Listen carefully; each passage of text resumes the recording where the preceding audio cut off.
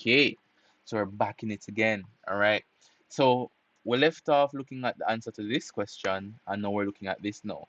So let's look at this now. We're going to have to the syllabus. Let me read the syllabus and see what it says. Let me not jump the gun. The syllabus is telling us to look at the rate laws limited to simple cases involving first, second, and third order. Well, sorry, zero, first, and second order reactions. All right. Okay, so you guys won't look at integrated rate laws in detail, but I have some information integrated rate laws because you can see the integrated rate law right in front of you, right? And the linear plots and everything. So these are what we have, and those are the units of K for the different types of reactions. Okay, so orders, the rate laws, and the units of K. So the main things that you need to understand, you need to understand this, you need to understand this, and you need to understand this. The others, I don't think you need to understand it really. This is just how you get a linear line from, well, a linear plot from the curved plot. So for example, this is how you make second order reactions, a straight line and stuff like that. But whatever, let's move on. All right. So this will show, the zeroth order, the first order and second order reactions and differential rate laws, right? You have the concentration, so you can see the concentration over time versus time graph, and you have the straight line plots, and you have the half-life equations as well down here, and you have the different things, how the rate of reaction relates to the concentration, and you have the units of K here. So nobody can tell me say I didn't give you all of this information. All right. So let me just highlight what you probably need to know. I would require you guys to know this, know this, know this, know this, and no, you don't need to know that actually. Yeah, you don't need to know the differential rate laws, but you know your rate law is just K times the product of the concentration of reactants brought to the power of the stoichiometric coefficient. All right, but this is just information that you guys must be privy to. All right, half life now.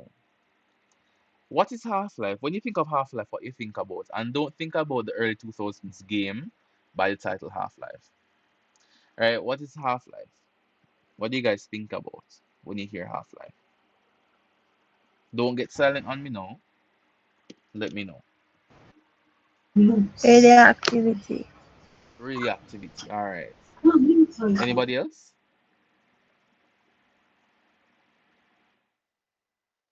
Let me check the chat. So I hear radioactivity as one. All right.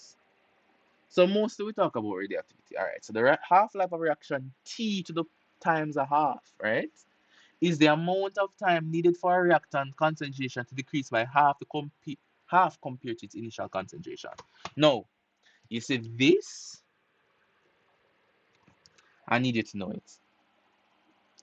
I need you to know it. Okay? So it's the amount of time required for a reactant concentration to decrease by half its initial concentration. So here the concentration is 0.1, right? And it took around this amount of time for the reaction to half itself. And then now it will take this amount of time for the reaction to half itself. Then it will half again, half again, half again. Make sense?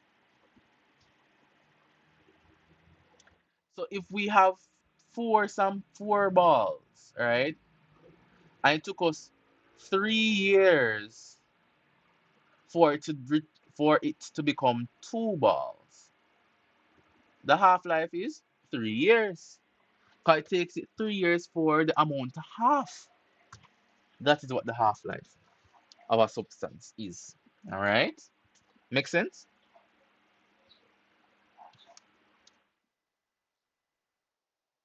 Does it make sense?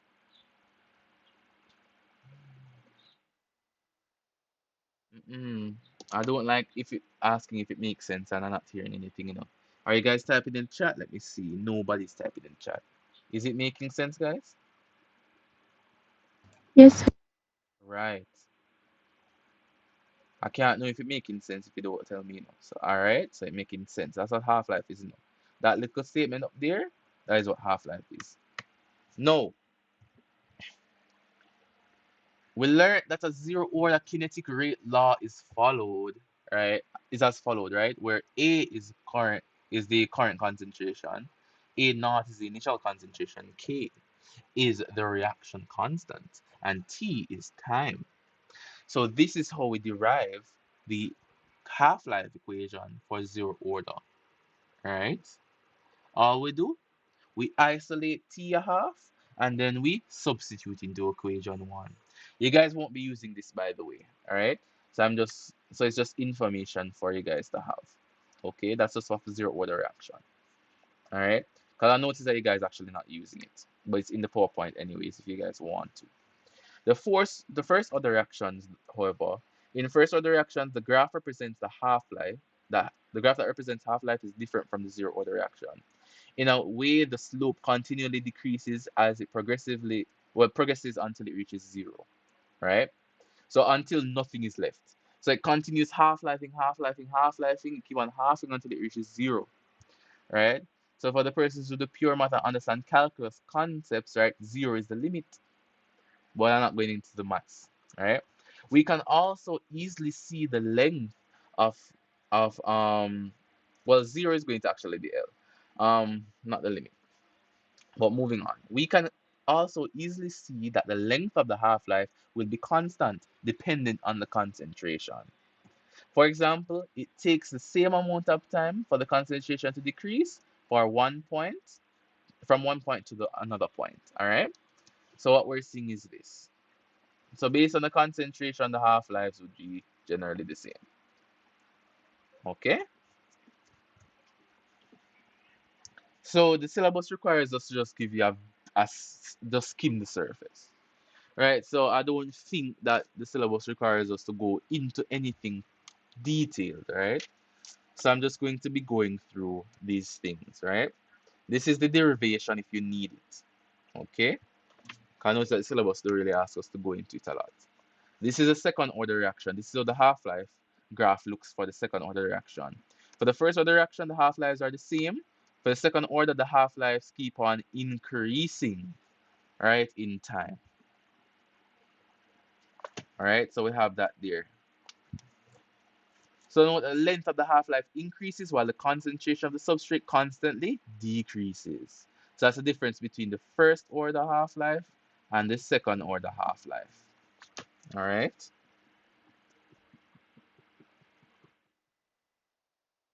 Okay. And this is the derivation for the second order half-lives. All right. So you guys don't need all of it. The syllabus only requires you to look at the first order half-life actually, right? And they only require you to look at manipulating first order reaction. Okay, and first order reactions are here.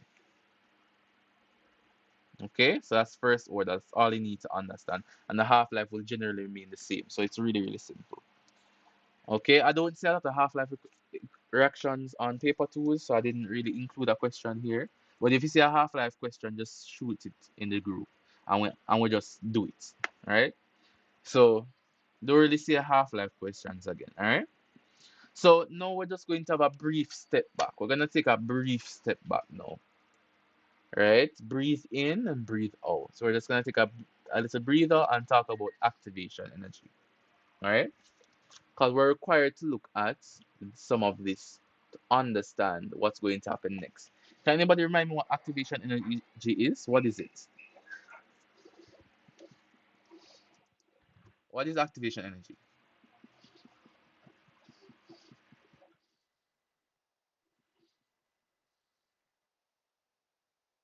The minimum amount of energy needed for a reaction to take place. Lovely. The minimum amount of energy required for a reaction to take place. Lovely. Right? Nothing else, nothing. She doesn't need anything more because that is what it is. So the activation energy is a chemical of a chemical reaction. It's a kind of hump you need to get over, right? It's a type of standard that you need to pass, right? For example, when you're looking at equestrian sports, right, and horses jumping over the hurdles, right, the activation energy is a hurdle that you need to get over in order for a reaction to occur. The activation energy is a price that you need to pay, right? So if a donut is $10, if you do have $10, you will not get the donut. So you need to have $10. You need to have the activation energy for you to get the donut, right? So the activation energy is the minimum amount of energy required for the reaction to occur. All right? One in the chat if you understand that. Just drop a one in the chat if we understand that so far.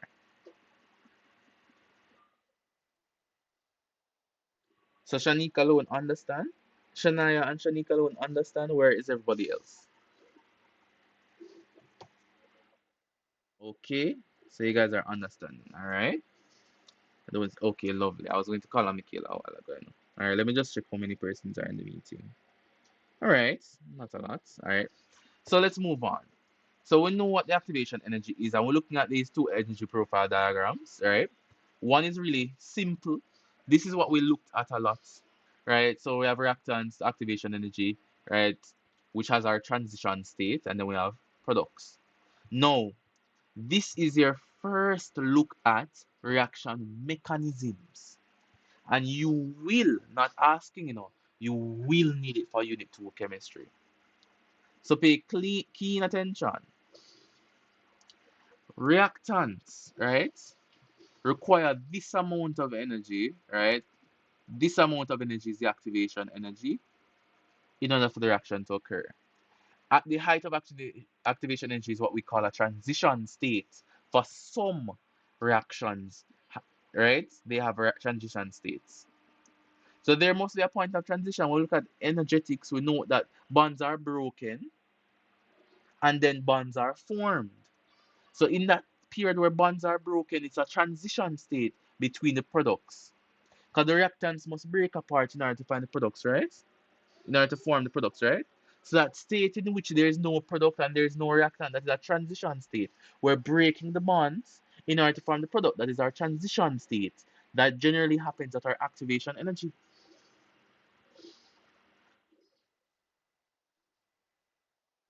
Okay.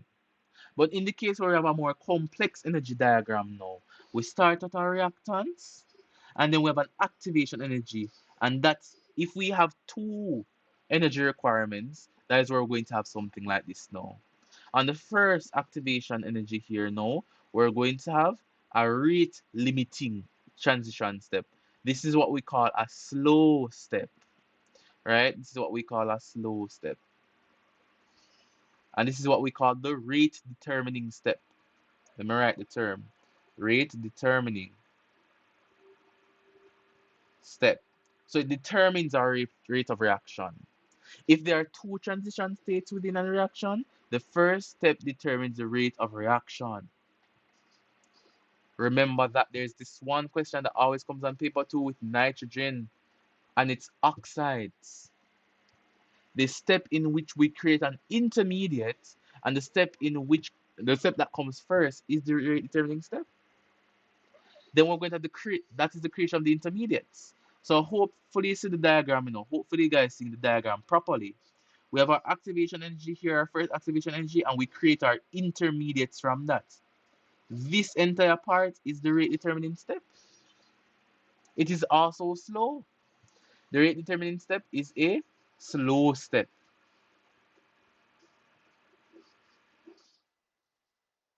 That's how we determine the rate. And then after that, no, it requires a little bit more energy, and then we're gone straight to products. So it doesn't require a lot after you get the intermediates. All right. So note this, these two things, the first area there, the first transition state is the rate limiting transition state. This is the rate determining step, and it is usually a slow step. Because when the reaction is happening slow, we can determine the rate of reaction. If it's happening too rapidly, we won't be able to find the rate of reaction. All right. Okay. Anybody having any issues with that? We're going to let me before you have any questions. If you have any questions, hold the questions, right? Until when I finish this, then I'm going to ask you guys to just let me know what the questions are. Let me see if I answer any of your questions, right? So let's look at this reaction, right? The rate determining step is the slowest step within a chemical reaction. The slowest step determines the rate of the chemical reaction. The slowest step of a chemical reaction can be determined by setting up reaction mechanisms. right? What is a reaction mechanism? A reaction mechanism is the each elementary step within a reaction that gets us from our reactants to our products. So remember Hess's law. A gives us C, but A has to become B before it gives us C, right? Let's call this A, let's call this little b, let's call this C, right? B and C are two smaller steps that will give us our products. These two elementary steps are a part of our mechanism. So now we know we're not working at the level of a CSEC chemistry student, We are CAPE students. So we must not only know that a reaction occurs simply like this in the production of this compound, right? But we must know that there are steps that have to occur for us to get our product. So our first step, the creation of our intermediate, is our first elementary step, our slow step. This is our rate determining step.